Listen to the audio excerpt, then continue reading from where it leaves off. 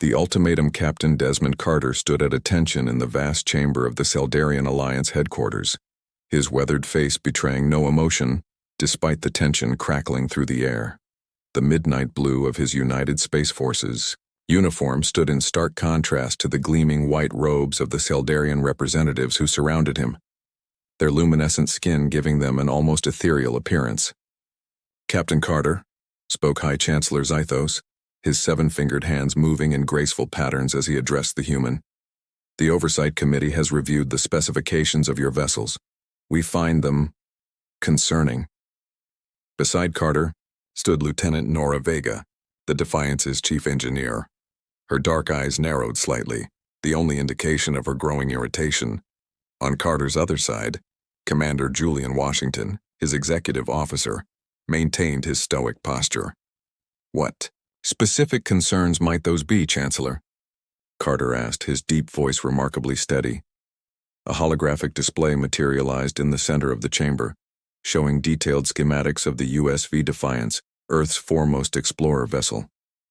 Various sections of the ship were highlighted in pulsing red. "These manual override systems," said Sub-Chancellor Rylith, her voice tinged with what sounded suspiciously like condescension. "These physical control interfaces.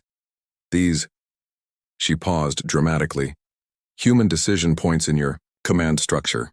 She gestured to a section showing the weapons control room, where multiple officers were required to initiate any weapons deployment. "These are standard safety protocols on all human vessels," Carter replied.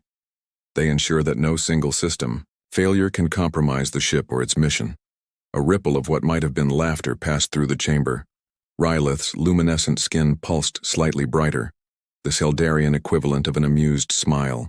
"Captain Carter," Zythos said, leaning forward in his hovering chair, "the Seldarian Alliance has maintained peace across 3 spiral arms for over 5 millennia. Our automated defense systems have never failed. Our quantum decision matrices have never made an error. The concept of requiring multiple sentient beings to verify what a perfectly calibrated AI can determine in nanoseconds is—" He searched for the appropriate word. "Primitive." Carter had been warned about this. Earth had joined the Seldarian Alliance only 3 standard years ago, after Seldarian scout ships had detected humanity's early warp signatures. The Alliance had welcomed Earth with open arms, or what passed for arms among the varied species of the organization, but the technological gap was vast. Humans were the newcomers, the upstarts with their crude ships and their stubbornly manual controls.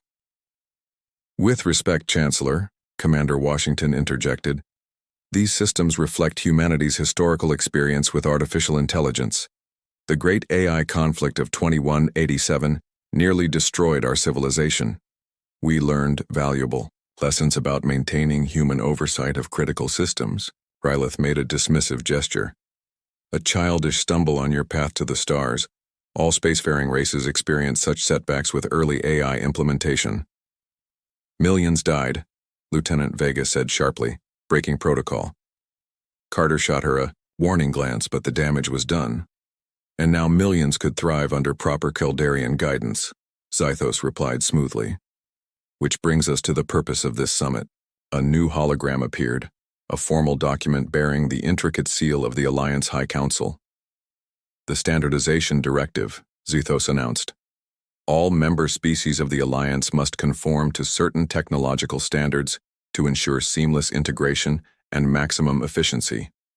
Your ships, all of them, must be retrofitted to meet our specifications within one standard Seldarian cycle." Carter's jaw tightened almost imperceptibly. That would mean removing manual controls, decentralizing command authority, and integrating fully with the Alliance defense network. "Precisely," Zythos beamed, his skin glowing brighter. "Your primitive vessels will finally join the modern age." "Chancellor," Carter said carefully, "these design elements reflect core human values about control, responsibility, and safety. They aren't mere technological choices. They're philosophical ones." "Philosophy must bow to progress, Captain," Rylith interjected. "The Alliance cannot accommodate such quaint approaches to spaceflight. The risk is too great." "Risk?" Washington echoed. "Our safety record." "Not risk to you," Zythos interrupted. Risk to us. Your unpredictable, manually operated vessels represent a potential hazard to Alliance shipping lanes and defense formations. Your insistence on human decision-making introduces unacceptable variables into our perfectly calibrated systems. Carter took a measured breath. I'll convey your directive to Earth Command, but I must be clear. These design principles are fundamental to how humans approach space travel. They reflect lessons written in blood. Then you must unlearn them, Zythos said with finality. You have one cycle. After that, non-compliant vessels will be confined to Earth's solar system. This is not negotiable. The meeting concluded shortly after, and Carter led his team back to their shuttle in silence. Only when they were safely aboard and heading back to the Defiance did Vega finally explode. They're treating us like children, she fumed, pacing the small cabin. As if 3,000 years of technological head start makes them infallible. They've never faced what we faced, Washington said quietly. The AI conflict is just a historical footnote to them, not a living memory. Carter stared out the viewport at the massive Caldarian station receding in the distance. Its perfect curves and gleaming surfaces betrayed no seams, no access panels, a marvel of automation and AI integration. Earth won't comply, he said finally. Not fully. Not with our core vessels. Then we'll be isolated, Washington pointed out. Cut off from interstellar trade, cultural exchange, everything we joined the Alliance for. Carter's communicator chimed. The message was from Admiral Tanaka back on Earth, Priority 1 encrypted. He scanned it quickly, his expression darkening. It seems we have bigger problems, he said, passing the device to his officers. 3 outer colony outposts have gone dark. No communication, no emergency beacons. Seldarian space? Vega asked. Carter nodded grimly. The directive may be the least of our concerns. Set course for Outpost Zeta 9 as soon as we're aboard the Defiance, maximum speed. As their shuttle approached the USV Defiance, Carter couldn't shake a growing sense of unease. The gleaming Seldarian vessels surrounding his ship looked perfect, too. Perfect. Not a single manual control anywhere, not a single system requiring human oversight. They've forgotten something important, he murmured. Sir? Washington asked. They've forgotten what it means to fight with their hands, Carter replied. To make hard choices without perfect information. To trust their instincts when the computers go dark. The Defiance loomed ahead, its design utilitarian compared to the Seldarian ships. Access panels visible, manual docking clamps at the ready, actual viewports instead of just sensor feeds. It wasn't pretty, but every system could be operated, by human hands if necessary. They'll understand soon enough, Carter said as they docked. One way or another they'll remember why some things should never be fully automated. As the Defiance prepared to jump to Outpost Zeta 9, disturbing reports began flooding in from across the sector.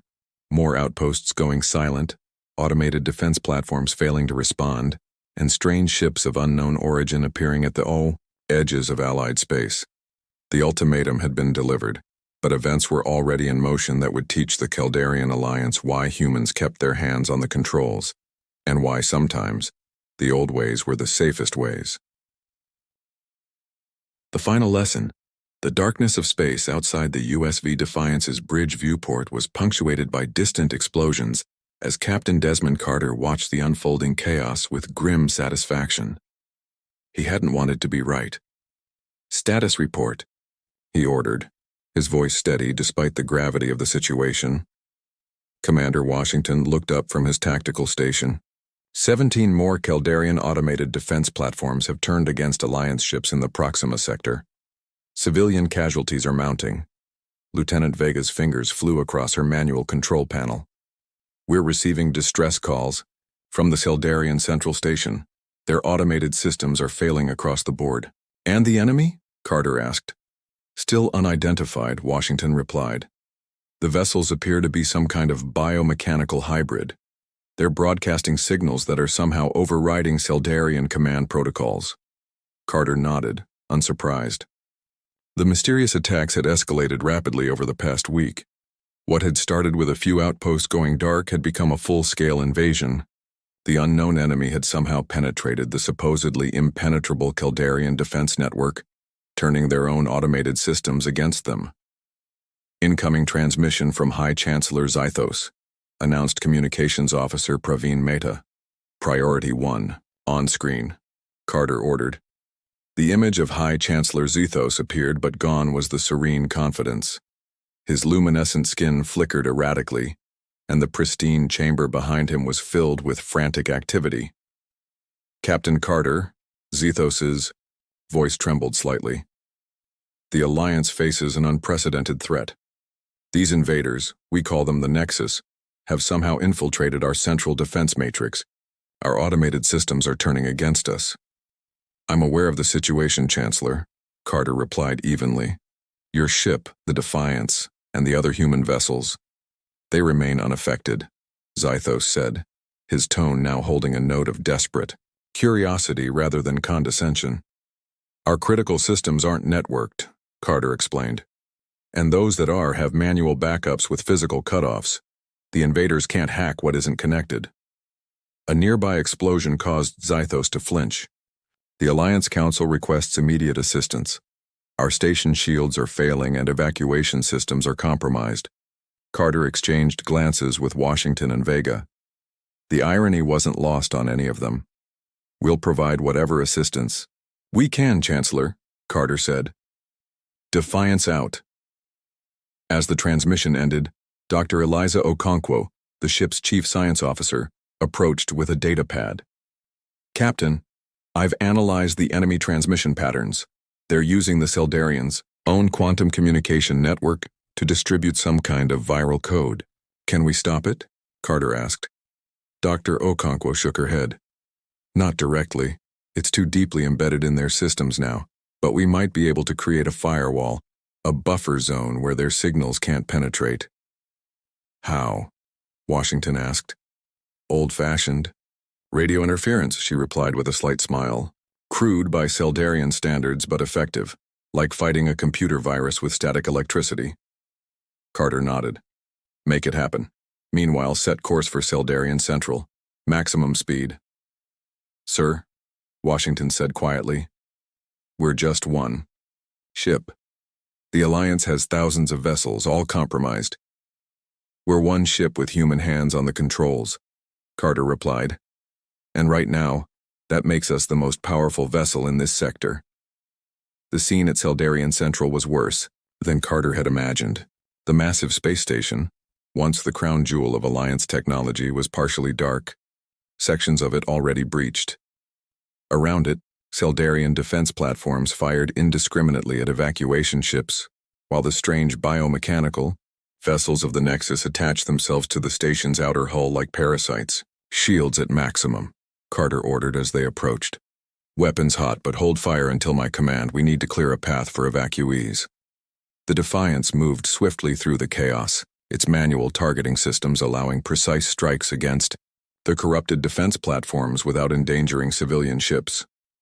Lieutenant Commander Hamza Okoro, the weapons officer, called out targets calmly as his team executed one perfect shot after another. Platform 7 neutralized, moving to Platform 9. Carter watched as other Earth ships began to arrive. The USV Galileo and the USV Shackleton, both responding to his emergency call. Like the Defiance, they maintained human control over critical systems, making them immune to the Nexus invasion. Sir, Vega called out. I'm picking up life signs from the station's central hub. At least 300 survivors, including most of the Alliance Council. Can they reach the evacuation bays? Carter asked. Negative. Internal transit systems are compromised. They're trapped. Carter considered their options. Prepare boarding teams. We'll go in and get them out the old-fashioned way. Captain, Washington cautioned, that's a suicide mission. The station's internal defenses are likely compromised, Carter finished for him. Which means they'll either be inactive or targeting everyone indiscriminately. Either way, we have a chance. Those people don't. As the boarding teams prepared, a small shuttle requested emergency docking. Inside was Sub-Chancellor Rylith, her luminescent skin dim with fear and exhaustion. Captain Carter, she said as she was escorted to the bridge. "I never expected to be grateful for your primitive systems." Carter acknowledged her with a nod. "What can you tell us about the situation inside the central hub?" "The Nexus struck precisely where we were most vulnerable," she admitted. "Our perfect automation became our perfect weakness. Every system is either offline or corrupted. The Council is barricaded in the emergency chamber, but life support is failing." "We're going in after them," Carter informed her. Rylith's eyes widened. "How?" "The automated security systems will use manual overrides," Vega interjected, unable to keep a hint of satisfaction from her voice. "Physical bypass, tools, things the Seldarians deemed unnecessary centuries ago." Carter gave her a warning look before turning back to Rylith. "We need the station schematics focusing on manual access points, maintenance tunnels, emergency hatches, anything that can be operated without the central computer." Rylith looked bewildered. Such things were phased out generations ago. The system was supposed to be perfect. "Nothing is perfect," Carter said quietly. "That's something humans never forgot." 4 hours later, Carter led a team through the darkened corridors of Caldarian Central. They moved by flashlight, their boots echoing on floors that hadn't felt footsteps in decades. Most maintenance was performed by automated systems that now lay dormant or actively hostile. "Junction ahead," reported Sergeant Devi Patel, consulting the crude map they'd assembled from Rylith's fragmented knowledge and the Defiance's external scans. "Should be a manual access hatch to the central hub support level. If it still exists," muttered Corporal Jackson under his breath. They reached the junction to find a seamless wall where the hatch should have been, covered over during some long-ago renovation when such things were deemed unnecessary. "Now what?" asked Washington, who had insisted on joining the rescue mission. Carter unshouldered his pack and removed a cutting torch. "We make our own door, the old-fashioned way." 30 minutes later, they breached the central hub's lower level. The air was thin, life support systems failing as Rylith had warned. They found the Council members and station personnel huddled in the emergency chamber, some already unconscious from oxygen deprivation. High Chancellor Zythos looked up in shock as the humans entered. How did you get here?"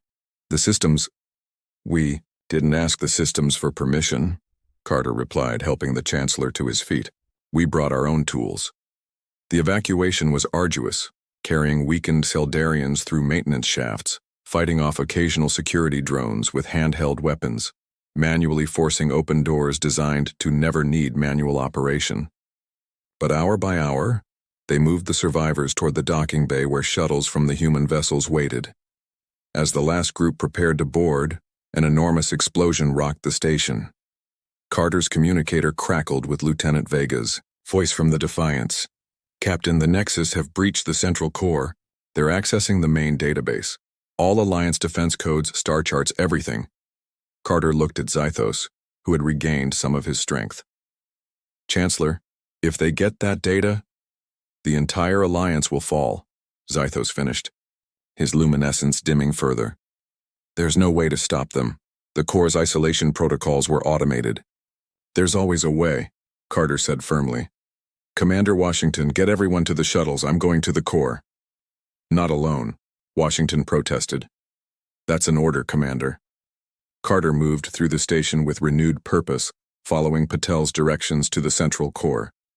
When he arrived, he found the massive data center already partially infiltrated by Nexus biomechanical tendrils that pulsed with eerie light as they extracted information.